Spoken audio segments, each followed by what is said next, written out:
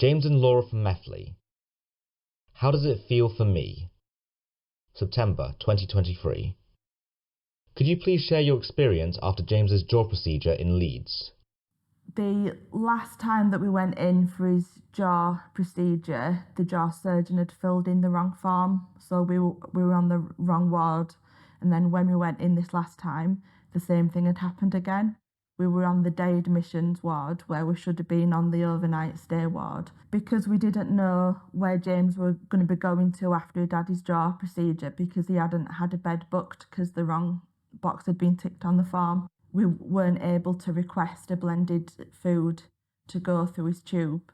So again, we were left with the issue of trying to go down to the canteen, buying something, trying to find a way to blend it, buying a tin of soup, all that sort of stuff, when we should have been able to get in a nutritious meal for him to have. So because James is older now, we just struggle with fasting. So obviously if you're having a general anaesthetic, you can't eat from a certain time. So the plan was that he was going to be first on the afternoon list, but because we weren't sure if there was going to be a bed available, he then got pushed back to the last on the afternoon list. So he wasn't able to have anything through his tube from 7 o'clock in the morning through to him coming out of surgery, which was about 5:30 in the evening. And that was a lot for him. He couldn't really understand why we were saying no when he was asking for food. He was getting quite mad at us because we were the ones saying no to him. The staff on the pre-op ward, which I think is ward 49, they were brilliant. They were really, really supportive, and tried to make it as easy as they could for us and James. Then when we went on to ward 42 afterwards, that was a really, really short-staffed ward. We didn't get the support and care that we needed on that ward. James were meant to be having hourly obs through the night, and he only had it once through the night. The difference between the two wards were really sort of apparent, and that were all due to staffing.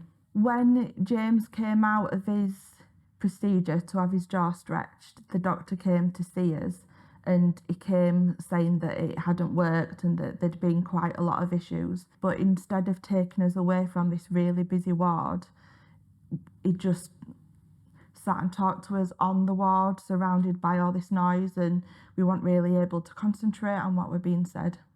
Has the hospital passport been effective in sharing James's information across multiple appointments?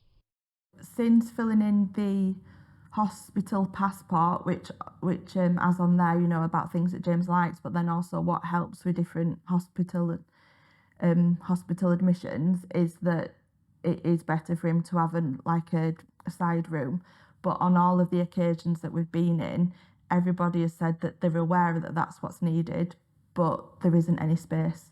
I think it's uploaded everywhere, but it's only ever been sort of talked about when we go to Leeds.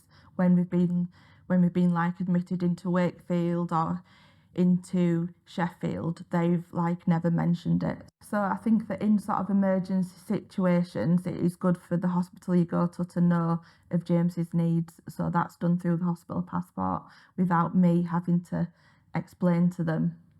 What challenges have arisen in coordinated James's care? James started his specialist school a week ago. So the physio and OT, they're from Wakefield, but because James is going to a school in Leeds, we're having a bit of a battle as to who's going to provide the equipment. So because Wakefield team have said that this is what he needs, but because it's a school in Leeds that he's going to, they won't provide it because it's not Wakefield school. But he can't see a Leeds physio or OT because he's not in the Leeds postcode for that. So the appointments were fine, but it's just now trying to find out who's going to provide the equipment he needs. If you could have changed one thing to make your experience better this month, what would it be? I think the thing that I would change over this month is the way that the news about his jaw procedure not working and him not being able to be ventilated, to be given in a better way. So like I said about taking us to a separate area so that we weren't in a really busy ward. What things about James's care did you really value this month? The thing about James's care that I really valued this month is the anaesthetist that came to see James before he went in for his last jaw stretching. Before, he's always really fought against the mask, and it's always been a trauma for him and for me, because you have to literally pin him down to get him to go to sleep.